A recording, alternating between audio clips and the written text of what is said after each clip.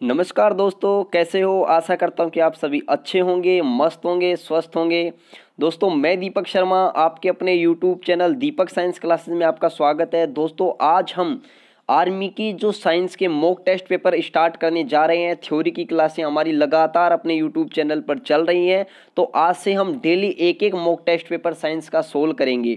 Army के अंदर दोस्तों 15 क्वेश्चन साइंस के आते हैं। अगर हम डेली क्वेश्चंस को सोल्व करेंगे, उससे हमें हमारी तैयारी का हमें अच्छे से मालूम लगेगा कि कितनी हमारी तैयारी चल रही है। ठीक है ना। तो ये मॉक टेस्ट पेपर आपके लिए स्पेसिकल मैं तैयार कर रहा हूँ। ठीक है ना। इनसे अपनी जो प्रिपरेशन है, अपनी तैयारी है, वो कैसी चल रही है उसका मालूम कीजिएगा आप। ठीक है। और ज़्यादा से ज़्यादा अगर ये टेस्ट पेपर पसंद आए तो ज़्यादा से ज़्यादा ग्रुप में शेयर कीजिएगा। जो भी विद्यार्थी आर्मी की तैयारी कर रहे हैं, जो देश सेवा के लिए जाना चाहते हैं, उनके आप जरूर आप हेल्प कीजिएगा। उन्हें उन तक भी ये वीडियो जरूर पहुंचाइएगा। तो सबसे पहले हम बात करते हैं कि क्लोरोफिल, हमारा पहला क्वेश्चन है कि क्लोरोफिल अणु में कौन सी धातु पाई जाती है। बच्चों, मैं आपको बता दूं, क्लोरोफिल है ना, क्लोरोफिल किसमें पाया जाता है? पेड़ पौधों के अंदर पाया जाता है। और आपको पता होगा, जो पेड़ पौधों की पत्तियों का जो हरा रंग होता है ना, हरा रंग, वो किसके कारण होता है बच्चों? क्लोरोफिल के कारण होता है। किसके कारण होता है? क्लोरोफिल के कारण होता है। तो आपसे क्वेश्चन ये पूछा गया है कि क्लोरोफिल अणु में कौन सी धातु होती है। मुझे कमेंट करके जल्दी से बताइए कि क्लोरोफिल अणु में कौन सी धातु पाई जाती है। बिल्कुल आप सभी जवाब दीजिए, चाहे गलत आए चाहे सही आए, बिल्कुल आप जवाब दीजिए। हाँ, बिल्कुल राइट। अच्छा, शेयर करते रहिए, क्लास को लाइक जरूर करते रहिए। हाँ, तो देखो, क्लोरोफिल के अंदर कौन सी धातु पाई जाती है दोस्तों? याद रखिएगा, क्लोरोफिल में मैग्नीशियम धातु पाई जाती है। कौन सी धातु? मैग्नीशियम। और मैग्नीशियम का जो परमाणु क्रमांक होता है ना, वो कितना होता है? 12 होता है। ये भी याद रखिएगा। और इसके साथ में दोस्तों आप ये भी याद रखिएगा, जो हमारा जो रक्त होता है, रक्त का लाल रंग किसके कारण होता है? हीमोग्लोबिन के कारण होता है। और हीमोग्लोबिन के अंदर कौन सी धातु पाई जाती है? आयरन पाई जाती है। इस बात को भी आप याद रखिएगा। और याद रखिएगा, एक हमारे इंपॉर्टेंट विटामिन है, एक हमारे इंपॉर्टेंट विटामिन है, जिस विटामिन का नाम है विटामिन 12। याद रखिए, विटामिन 12 में कौन सा तत्व पाया जाता है? कोबाल्ट, या मैं कहूँ कोबाल्ट धातु पाई जाती है। तो याद रखिएगा, यहाँ पर ये कोबाल्ट है ना, वो विटामिन 12 के अंदर पाई जाने वाली मेटल है, धातु है। ठीक है। तो यहाँ से देखो, हमारे हम इसी तरीके से सोल्व करेंगे ताकि एक क्वेश्चन से हमारे 2-3 क्वेश्चन अच्छे से सोल्व हो जाए। ठीक है ना। चलो अब आगे बढ़ते हैं, आगे बढ़ते हैं। नेक्स्ट चलिएगा, क्वेश्चन नंबर 2 है हमारे पास में। और वो क्वेश्चन नंबर 2 क्या है कि मानव त्वचा को रंग देने वाला वर्ण कौन सा है। मतलब कौन सा वर्णक है जिसके कारण जो मानव की जो त्वचा होती है उसको वो रंग देता है। कौन सा वर्णक होता है? मुझे जल्दी से कमेंट करके बताइए कि कौन सा होता है। ठीक है, मुझे जल्दी से कमेंट करके बताइएगा, आप कमेंट करके बताइएगा कि कौन सा वर्णक होता है। हाँ बिल्कुल। तो याद रखिएगा, मानव की त्वचा को रंग देने वाला वर्णक है दोस्तों मेलानिन। इसका राइट आंसर होगा ए, मेलानिन होता है। और साथ में ये भी याद रखना, जो रोडोप्सिन और आयोडोप्सिन होते हैं, ये दोनों ही वर्णक हमारी आंख के अंदर होते हैं। इस बात को याद रखिएगा, जिसके कारण हम विभिन्न रंगों के वस्तुओं को अच्छे से देख पाते हैं। ठीक है ना। तो याद रखिएगा, रोडोप्सिन और आयोडोप्सिन ये भी वर्णक होती हैं जो मानव नेत्र में पाए जाते हैं। ठीक है। इसके अलावा नेक्स्ट क्वेश्चन नंबर 3 हमारे पास में क्या है कि द्विनाम पद्धति के जनक कौन है। द्विनाम पद्धति थी जो जंतुओं के वर्गीकरण, उनके नाम से रिलेटेड जो पद्धति थी, ठीक है ना, उसके जो प्रतिपादक थे, जनक थे, वो कौन थे? मुझे कमेंट करके जल्दी से बताइए। आप इसका लाइव चैट में कमेंट कीजिए कि द्विनाम पद्धति के जनक कौन हैं। शाबाश, गुड। हाँ बिल्कुल राइट जवाब। द्विनाम पद्धति के जनक कौन है दोस्तों? कैरोलस लीनियस हैं। कौन है? कैरोलस लीनियस है। इसके साथ में आप ये भी याद रखिएगा, डार्विन एक वैज्ञानिक थे जिन्होंने प्राकृतिक वर्णवाद का सिद्धांत दिया था। किसका सिद्धांत दिया था?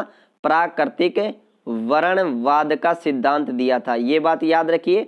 इनकी एक पुस्तक है जिसका नाम है सिस्टेमा नेचुरी। क्या नाम है? सिस्टेमा नेचुरी। ये भी याद रखिएगा। और साथ में ये भी याद रखिएगा, जो लेमारक साइंटिस्ट का नाम आपने सुना होगा। आपने एक सुना होगा, पहलवान का बेटा पहलवान नहीं होता है। याद आया? कुछ याद आया? हाँ हाँ बिल्कुल, वंशवाद का सिद्धांत।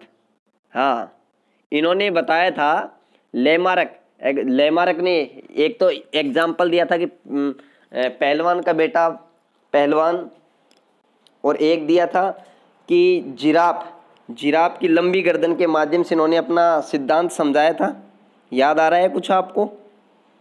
हाँ, तो देखो उन्होंने क्या कहा कि अगर हम जो कुछ जो हमारे मतलब अगर बात की जाए कि जो शरीर के जो अंग होते हैं, अगर उनका या तो हम उपयोग लंबे टाइम तक लेते रहें या उपयोग नहीं लें तो वो बिल्कुल अवशेषीय अंग हो जाते हैं, समाप्त हो जाते हैं। ठीक है ना। तो जिराफ की लंबी गर्दन के बारे में भी इन्होंने बताया था कि जब अफ्रीका के जंगलों के अंदर जब घास वगैरह खत्म हो गई थी तो जिराफ को भोजन प्राप्त करने के लिए ऊंचे पेड़ की जो टहनियाँ थी उनको खाना पड़ता था। इसके लिए उनको अगले दोनों पाँव और गर्दन का इस्तेमाल करना पड़ता था। इसके कारण वो क्या हो गई थी दोस्तों, लंबी हो गई थी। ठीक है ना। तो ये बात याद रखना। एक हमारे पास में आता है उत्परिवर्तन का सिद्धांत। तो उत्परिवर्तन का सिद्धांत दिया था ह्यूगो डी विरिज ने। याद रखना ये भी, ह्यूगो डी विरिज ने। ठीक है ना, ये भी याद रखिएगा। उसके अलावा अपन नेक्स्ट क्वेश्चन के बारे में बात करते हैं। जवाब दीजिएगा कि दुग्ध प्रोटीन को पचाने वाला एंजाइम कौन सा है? दुग्ध प्रोटीन को पचाने वाला एंजाइम कौन सा है? हाँ बिल्कुल सही जवाब दे रहे हो आप कि दुग्ध प्रोटीन को पचाने वाला एंजाइम कौन सा है। बिल्कुल राइट, हाँ शाबाश। तो दुग्ध प्रोटीन को पचाने वाला एंजाइम है दोस्तों रेनिन। कौन सा है? रेनिन। जबकि पेप्सिन होता है, ये किसका पाचन करता है दोस्तों? प्रोटीन का पाचन करता है। किसका पाचन करता है? प्रोटीन का पाचन करता है। इस बात को भी थोड़ा ध्यान रखिएगा। ठीक है, नेक्स्ट क्वेश्चन के बारे में बात करते हैं कि आनुवांशिकता का जो जनक है, आनुवांशिकता का जनक किसे कहते हैं? कमेंट करके बताइएगा कि आनुवांशिकता का जनक किसे कहते हैं। हाँ बिल्कुल, आनुवांशिकता का जनक किसे कहते हैं? कमेंट करके बताइएगा। हाँ बिल्कुल, देखो आनुवांशिकता का जनक किसे कहते हैं? आनुवांशिकता का जनक कहते हैं ग्रेगर जॉन मेंडल को, जिनका जन्म ऑस्ट्रिया के हेंजडो प्रांत के सिलिसिया गांव में हुआ था। और दोस्तों इन्होंने आनुवांशिकता से संबंधित नियम दिए थे और इन्हीं को ही क्या कहा जाता है? आनुवांशिकता का जनक कहा जाता है। ठीक है ना, किसको? मेंडल को। याद रखिएगा अच्छी तरीके से। जिसने किस पादप पर प्रयोग किया था? मटर के पादप पर, उद्यान मटर पर। अगर बात करें तो भी कौन से मटर पर? उद्यान मटर पर पादप किया था। और 7 जोड़ी लक्षणों निर्धारित किए थे इन्होंने। ठीक है ना, ये बात भी थोड़ा सा ध्यान रखिएगा। नेक्स्ट क्वेश्चन है कि केल्विन पैमाने में मानव शरीर का सामान्य ताप कितना होता है? बड़ा अच्छा क्वेश्चन है। केल्विन पैमाने में मानव शरीर का सामान्य ताप कितना होता है, ये आपको बताना है। ठीक है ना, ये आपको बताना है। तो याद रखिएगा केल्विन पैमाना कहाँ से प्रारंभ होता है? 273.15 केल्विन से प्रारंभ होता है। ये बात याद रखिएगा। 273.15 केल्विन किसके इक्वल होता है? 0 डिग्री सेंटीग्रेड के इक्वल होता है। ठीक है ना। और याद रखिएगा, हाँ बिल्कुल कमेंट बॉक्स में जवाब दीजिएगा केल्विन पैमाने में मानव शरीर का सामान्य ताप कितना होता है? 280 या 290 या 300 या 310? ठीक है, तो बिल्कुल हाँ शाबाश। हाँ, तो केल्विन पैमाने के अंदर मानव शरीर का तापमान कितना होता है दोस्तों? 310 होता है। इस बात को अच्छे से याद रखिएगा, 310 केल्विन। ठीक है ना। अब 310 केल्विन है तो हमारे पास में कितना डिग्री सेंटीग्रेड हो गया? तो आपको पता है, यहाँ से अगर हम 273 माइनस कर देंगे तो 37 डिग्री सेंटीग्रेड। तो सेंटीग्रेड के अंदर पता है कि मानव शरीर का जो सामान्य तापमान होता है वो 36.9 डिग्री सेंटीग्रेड, लगभग 37 डिग्री सेंटीग्रेड होता है। तो केल्विन के अंदर कितना हो जाएगा? 310। अगर हमें सेंटीग्रेड में पता है तो हम अच्छे से सोल्व कर सकते हैं। 273 के अंदर 37 जोड़ेंगे तो 7 और 3 10, और हमारे पास में कितना हो जाएगा बच्चों? 310। और ये किस में? केल्विन में। क्लियर है बात? उसके बाद में अगर बात की जाए कि ध्वनि तरंगों की प्रकृति, ये आपको क्वेश्चन बताना है कि ध्वनि तरंगों की प्रकृति कैसी होती है? ध्वनि तरंगों की प्रकृति होती है, कैसी होती है? तो याद रखिएगा, जल्दी कमेंट बॉक्स में जवाब दीजिएगा कि ध्वनि तरंगों की प्रकृति कैसी होती है। जवाब दीजिएगा। अनुप्रस्थ होती है या अनुदैर्घ्य होती है या अपरगामी होती है या विद्युत चुम्बकीय होती है? बिल्कुल, तो याद रखिएगा जो ध्वनि तरंग होती है बच्चों, उनकी जो प्रकृति होती है वो अनुदैर्घ्य होती है, जबकि जो प्रकाश होता है, प्रकाश की प्रकृति कैसी होती है? अनुप्रस्थ होती है। और याद रखना प्रकाश एक विद्युत चुम्बकीय तरंग भी होता है, ठीक है ना। याद रखिएगा, यहाँ से मैं और अच्छे से क्लियर कर दूं, जो ध्वनि होता है, ध्वनि का सर्वाधिक वेग किस में होता है बच्चों? स्टील या इस्पात में होता है, स्टील या इस्पात में होता है। और जो ध्वनि का वेग जो निर्वात में, ध्वनि का वेग निर्वात में कितना होता है? 0 होता है। और साथ में ये भी याद रखिएगा कि ध्वनि होती है ना, ध्वनि को गति करने के लिए किसकी आवश्यकता होती है? माध्यम की आवश्यकता होती है। और वो सबसे सिंपल माध्यम कौन सा है? हवा, जो सभी जगह विद्यमान होता है। इस बात को भी आप ध्यान से समझिएगा, ठीक है ना। ध्वनि का सर्वाधिक वेग स्टील या इस्पात में होता है। और अगर धातुओं की बात की जाए तो धातुओं में किस में होता है? एल्यूमिनियम में होता है, ठीक है ना, ये बात कीजिएगा। और ध्वनि का निर्वात में वेग कितना होता है? 0 होता है। और ध्वनि को गति करने के लिए माध्यम की आवश्यकता होती है। और साथ में ये भी याद रखिएगा, जो प्रकाश होता है उस प्रकाश का सर्वाधिक वेग किस में होता है बच्चों? निर्वात में होता है। निर्वात में कितना होता है? 3 × 10⁸ मीटर प्रति सेकंड होता है। ये बात याद रखिएगा, ठीक है ना। तो ध्वनि प्रकाश ध्वनि का तो निर्वात में वेग 0 होता है या सबसे कम होता है, जबकि प्रकाश का निर्वात में वेग सबसे ज़्यादा होता है। और याद रखिएगा, जो प्रकाश होता है ना, प्रकाश है, वो प्रकाश एक कैसी तरंग है? अनुप्रस्थ। कैसी तरंग है? अनुप्रस्थ। देखो, प्र से प्रकाश, प्र से प्रस्थ, प्रकाश प्रस्थ हो गया, मतलब प्रकाश एक अनुप्रस्थ तरंग है। और प्रकाश की प्रकृति द्वैत होती है, मतलब प्रकाश कणीय प्रकृति का भी होता है और प्रकाश तरंगीय प्रकृति का भी होता है। ये बात याद रखिएगा। और ये बात किसने बताई थी? एक साइंटिस्ट था जिनका नाम था डी ब्रोगली। उन्होंने सबसे पहले बताया था कि प्रकाश की द्वैत प्रकृति होती है, कणवी और तरंगीय दोनों होती है। कण के रूप में प्रकाश के अंदर कौन सा कण पाया जाता है? कण के रूप में पाया जाता है प्रकाश में फोटोन कण। और तरंग के रूप में प्रकाश के अंदर क्या होती है दोस्तों? विद्युत चुम्बकीय तरंग होती है। क्या होती है? विद्युत चुम्बकीय तरंग होती है। क्लियर?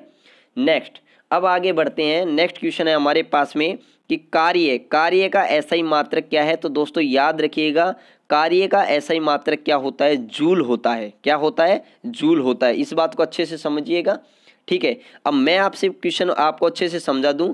जो कार्य है ना, कार्य, इस कार्य का एसआई मात्रक, एसआई यूनिट, एसआई मात्रक तो क्या होता है?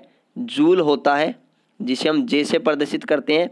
जबकि कार्य का जो सीजीएस मात्रक होता है, सीजीएस मात्रक होता है, वो क्या होता है? अर्ग होता है। क्या होता है? अर्ग होता है। याद रखिएगा, ठीक है। अब मैं आपसे एक क्वेश्चन पूछ रहा हूं, और वो क्वेश्चन ये है कि एक जूल में कितने अर्ग होते हैं? एक जूल कितने अर्ग के बराबर होता है? ये मुझे जल्दी से कमेंट करके बताइएगा कि एक जूल में कितने अर्ग होते हैं, जल्दी बताइएगा। हाँ बिल्कुल, तो मैं आपको अच्छे से क्लियर कर दूं, जो एक जूल होता है वो किसके इक्वल होता है? 10⁷ अर्ग के इक्वल होता है। अगर आपसे क्वेश्चन ये पूछ ले कि एक अर्ग बराबर क्या होता है, तो 10⁻1 जूल में किसका भाग दे देंगे? 10⁻7 का। और ये ऊपर जाएगी तो 10⁻⁷ क्या हो जाएगा? जूल हो जाएगा। तो ये बात क्लियर होनी चाहिए अच्छे से, ठीक है। चलो नेक्स्ट क्वेश्चन की तरफ आगे बढ़ते हैं। नेक्स्ट क्वेश्चन है हमारे पास में कि क्यूरी किसकी इकाई का नाम है? मुझे कमेंट करके बताइए कि क्यूरी किसकी इकाई का नाम है। जल्दी कमेंट करके बताइएगा कि क्यूरी किसकी इकाई का नाम है। हाँ बिल्कुल, तो याद रखिएगा बच्चों, जो क्यूरी है ना, वो क्यूरी किसकी इकाई का नाम है? रेडियो एक्टिविता की इकाई है। रेडियो एक्टिविता की इकाई है। और याद रखना, रेडियो एक्टिविता की खोज किसने की थी? हेनरी बेकुरल ने। किसने की थी? हेनरी बेकुरल ने। याद रखिएगा अच्छे से, ठीक है ना, ठीक है, बिल्कुल, ये बात क्लियर होनी चाहिए। उसके अलावा देखो, मैं एक और बात बता दूं आपको, यहाँ पर जो हमारे पास में न्यूटन है ना, ये किसका मात्रक है? बल का ऐसा ही मात्रक है। वाट हमारे पास में किसका मात्रक है? शक्ति का मात्रक है। देखो अर्ग, कार्य का अर्ग है ना, ये कौन सा मात्रक है? सीजीएस मात्रक है। और जूल है वो कौन सा है, एसआई है। हमसे एसआई पूछा गया था, इसलिए राइट आंसर क्या किया हमने, जूल किया है। ठीक है ना। Next question number 10।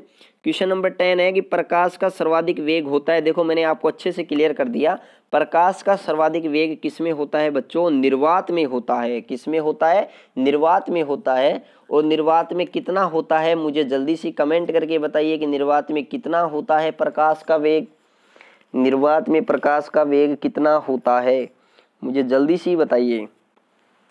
हाँ, तो याद रखिएगा निर्वात के अंदर जो प्रकाश का जो वेग होता है वो कितना होता है, 3 × 10⁸ मीटर प्रति सेकंड होता है।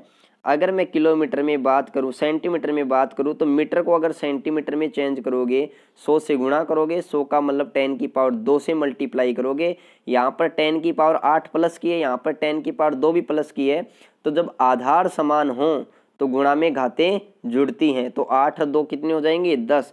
तो 10⁻10 सेंटीमीटर प्रति सेकंड, अगर सेंटीमीटर की बात की जाए तो। ठीक है। अब देखो और अच्छे से बताऊं, प्रकाश का सर्वाधिक वेग है ना वो किस में होता है, निर्वात में। उससे कम किस में होता है, हवा में होता है। हवा या मैं गैस की बात करूं, उससे कम किस में होता है बच्चों, द्रव में होता है। उससे कम किस में होता है, ठोस में। मतलब प्रकाश का वेग सबसे कम किस में होता है, ठोस में होता है। ये बात अच्छे से क्लियर होनी चाहिए। ठीक है ना। तो इस ऑर्डर के अकॉर्डिंग अगर मैं बात करूं तो याद रखिएगा प्रकाश का सर्वाधिक वेग निर्वात में, उससे कम देखो हवा या गैस, यहाँ उससे कम हवा या इसमें किस में होगा, हवा में होगा। उससे कम किस में होगा, द्रव। कांच और जल में द्रव कौन सा है, जल है, तो जल में होगा। और सबसे कम किस में होगा, यहाँ कांच में होगा। इस बात को भी ध्यान रखिएगा, घटते बढ़ते क्रम भी हमें लिखना आना चाहिए। अब देखो नेक्स्ट क्वेश्चन की तरफ चलते हैं। नेक्स्ट क्वेश्चन जवाब दीजिएगा कि प्राकृतिक गैस का मुख्य घटक है। बच्चों प्राकृतिक गैस है ना उसका मुख्य घटक क्या है, जल्दी कमेंट करके बताइए कि प्राकृतिक गैस का मुख्य घटक क्या है। मीथेन है, एथेन है, पेंटेन है या ब्यूटेन है। अगर आप ABCD ऑप्शन देते हो तो बोल रहे हो तो आप साथ में ये भी बोलें कि कौन सा क्वेश्चन है, 11वां का A है, 11वां का B है, 11वां का C है या 11वां का D है। ठीक है, जल्दी कमेंट करके बताइए। हाँ, तो बिल्कुल प्राकृतिक गैस का बच्चों जो मुख्य घटक होता है ना वो क्या होता है हमारे पास में, मीथेन। और मीथेन का सूत्र क्या होता है, CH4। इसे ही हम क्या कहते हैं बच्चों, मार्स गैस। क्या कहते हैं, मार्स गैस। यह कहाँ पाया जाती है, दलदल क्षेत्र में पाई जाती है। कहाँ पाई जाती है, दलदल क्षेत्र में पाई जाती है। इस बात को भी आप याद रखिएगा, बड़ा इंपॉर्टेंट क्वेश्चन है यहाँ पर कि मार्स गैस का सूत्र क्या होता है, CH4 मीथेन। ठीक है ना, इस बात को याद रखिएगा। ठीक है, तो प्राकृतिक गैस का मुख्य घटक मीथेन होती है, क्लियर होना चाहिए। नेक्स्ट क्वेश्चन नंबर 12 कि तेलों के हाइड्रोजनीकरण में, तेलों के हाइड्रोजनीकरण में प्रयुक्त उत्प्रेरक कौन सा है, इसको बताइए आप। तेलों के उत्प्रेरक में, तेलों के हाइड्रोजनीकरण में वनस्पति तेल से जब वनस्पति घी बनाते हैं तो वो प्रक्रिया होती है हाइड्रोजनीकरण। और उस प्रक्रिया में कौन सा उत्प्रेरक प्रयोग में लेते हैं, इस बात को आप अच्छे से बताइए, मुझे कमेंट करके बताइए कि तेलों के हाइड्रोजनीकरण में प्रयुक्त उत्प्रेरक है, प्रयुक्त उत्प्रेरक है कौन सा है। बिल्कुल हाँ, तो याद रखिएगा तेलों के हाइड्रोजनीकरण में प्रयुक्त उत्प्रेरक हमारे पास में कौन सा है, निकिल। या तो हम प्रयोग करते हैं निकिल का, या हम प्रयोग करते हैं प्लेटिनम का, या हम प्रयोग करते हैं पैलेडियम का। तो यहाँ पर ऑप्शन में हमारे पास में क्या दे रखा है, निकिल दे रखा है। ठीक है ना, याद रखिएगा। इसके अलावा देखो मैं आपको और बता दूं, जो हमारे पास में H2SO4 बनाने का प्रक्रम है, H2SO4, जिस प्रक्रम का नाम है संस्परक प्रक्रम। क्या नाम है, संस्परक प्रक्रम। इसके अंदर उत्प्रेरक कौन सा काम में लेते हैं, प्लेटिनम। ठीक है, इसी प्रकार से हमारे पास में एक और प्रक्रम है अमोनिया बनाने का। उसके अंदर हम उत्प्रेरक क्या काम में लेते हैं, आयरन चूर्ण। और अमोनिया बनाने का जो प्रक्रम है ना उसको नाम है हैबर प्रक्रम। कौन सा प्रक्रम है, हैबर प्रक्रम। इस बात को भी आप याद रखिएगा। तो अमोनिया बनाने का कौन सा प्रक्रम है, हैबर प्रक्रम। हैबर प्रक्रम के अंदर हमें कौन सा उत्प्रेरक काम में लेते हैं, आयरन चूर्ण। H2SO4 बनाने का कौन सा प्रक्रम है, संस्परक प्रक्रम, जिसके अंदर हम उत्प्रेरक क्या काम में लेते हैं, प्लेटिनम काम में लेते हैं। क्लियर होना चाहिए। ठीक है, प्लेटिनम भी काम में लेते हैं और वेनेडियम पेंटा ऑक्साइड भी काम में लेते हैं, लेकिन यहाँ पर प्लेटिनम ही, अगर मेटल की बात की जाए तो प्लेटिनम होगा। ठीक है ना। अब देखिएगा नेक्स्ट क्वेश्चन है हमारे पास में क्वेश्चन नंबर 13 कि निम्नलिखित में से संगमरमर का सूत्र है। बच्चों मैंने आज की क्लास में आपको अच्छे से बताया था कि संगमरमर का सूत्र क्या है। तो मैंने आपको बताया था अच्छे से कि CaO होता है, इसे हम कहते हैं बिना बुझा चूना। क्या कहते हैं? बिना बुझा चूना। ठीक है, मुझे कमेंट करके बताइए। और जो CaOH का होल ट्वाइस होता है इसे हम कहते हैं बुझा हुआ चूना। क्या कहते हैं? बुझा हुआ चूना कहते हैं। क्लियर। और जो हमारे पास में संगमरमर का सूत्र है यहाँ पर, तो संगमरमर का सूत्र क्या है? कमेंट करके बताइए जल्दी सी। यस, हाँ, तो संगमरमर का सूत्र है हमारे पास में संगमरमर का सूत्र है CaCO3। इसे कहते हैं हम कैल्शियम कार्बोनेट। क्या कहते हैं? कैल्शियम कार्बोनेट बोलते हैं। ठीक है ना, याद रखिएगा। इसी को ही हम बोलते हैं संगमरमर, इसी को ही बोलते हैं हम मार्बल, इसी को ही बोलते हैं हम खड़िया पत्थर। क्या बोलते हैं? खड़िया पत्थर। इसी को ही हम बोलते हैं चूना पत्थर। क्या बोलते हैं? चूना पत्थर। याद रखिएगा, ठीक है ना। अब नेक्स्ट क्वेश्चन है हमारे पास में, ये भी मैंने आज की क्लास में आपको बताया था, बड़ी इंपॉर्टेंट क्वेश्चन है कि मीना माता रोग किसके द्वारा पानी के प्रदूषण से फैलता है। तो याद रखिएगा अच्छे से, मीना माता रोग होता है। मुझे कमेंट करके बताइएगा। शाबाश, गुड। मीना माता रोग किसके द्वारा पानी के प्रदूषण से फैलता है?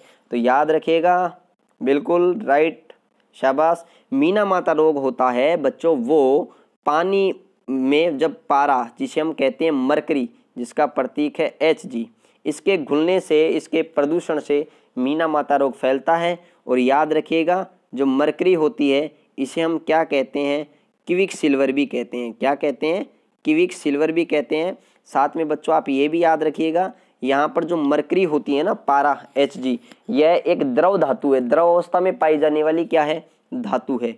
याद रखना, द्रव क्या है? धातु है। ये भी याद रखिएगा। साथ में आप ये भी याद रखिएगा, एक रोग है जिसका नाम है इटाई। कौन सा है? इटाई। वह रोग इस कैडमियम से फैलता है। किससे फैलता है? कैडमियम से। ये भी याद रखिएगा, बड़ा अच्छा क्वेश्चन है कि इटाई रोग किस तत्व के प्रदूषण से होता है। तो याद रखिएगा कैडमियम से। ठीक है। और इम्पोर्टेंट क्वेश्चन है क्वेश्चन नंबर 15, बॉक्साइट किस धातु का एसक है? दोस्तों 2017 की आर्मी जो अलवर भर्ती के अंदर जो पेपर हुआ था आर्मी का, उसके अंदर एक क्वेश्चन पूछा गया था। ठीक है ना, कि बॉक्साइट किस धातु का एसक है। तो मैं आपको अच्छे से क्लियर कर दूं, जो बॉक्साइट है ना वो किस धातु का एसक है। पहले आप मुझे कमेंट करके जल्दी से बताइएगा कि बॉक्साइट है वो किस धातु का एसक है। ठीक है, बिल्कुल, हाँ। तो दोस्तों बॉक्साइट है ना वो एल्यूमिनियम धातु का एसक है, एल्यूमिनियम Al, जिसके परमाणु क्रमांक कितने हैं? 13 हैं। और दोस्तों बॉक्साइट है ना, इस बॉक्साइट का सूत्र होता है Al2O3। Al2O3 को तो केवल और केवल क्या बोलते हैं? एलुमिना। क्या बोलते हैं? एलुमिना। और जब Al2O3 के डॉट 2H2O लगा दें तो ये फॉर्मूला किसका बन जाएगा? बॉक्साइट का। किसका फॉर्मूला बन जाएगा? बॉक्साइट का। याद रखिएगा अच्छी तरीके से, ठीक है ना। तो इसके साथ में ये भी याद रखिएगा, कैल्शियम का उपयोग हड्डियों के अंदर होता है। जिंक जिसे जस्ता बोलते हैं, लोहे को जंग से बचाने के लिए जिंक या जस्ते की परत चढ़ाते हैं। ठीक है ना, ये भी याद रखिएगा। तो हम डेली इसी टाइप से मॉक टेस्ट पेपर सोल्व करेंगे। आप ज़्यादा से ज़्यादा क्लास को शेयर कीजिएगा, लाइक कीजिएगा, ठीक है ना। और अगर आपने अभी तक चैनल को सब्सक्राइब नहीं किया है तो सब्सक्राइब जरूर कर ले, बेल आइकन जरूर दबा ले, ताकि जैसे ही क्लास आए आपको तुरंत नोटिफिकेशन मिल जाए। तो आशा है, उम्मीद है कि आप सभी इस क्लास को लाइक करेंगे, शेयर करेंगे, ठीक है ना। और भी अगर आपके कोई सुझाव हो तो कमेंट बॉक्स में डालिएगा, उनको अपन अगले जो मॉक टेस्ट पेपर होगा उसके अंदर उसको अच्छे से सुधार किया जाएगा। ठीक है दोस्तों, मिलते हैं नेक्स्ट क्लास में। तब तक आप सभी का बहुत बहुत धन्यवाद। थ्योरी की क्लासें अपने यूट्यूब चैनल दीपक साइंस क्लासेस पर अवेलेबल हैं, लगातार लाइव क्लासेस चल रही हैं, वहाँ से आप ज्वाइन कर सकते हो। धन्यवाद।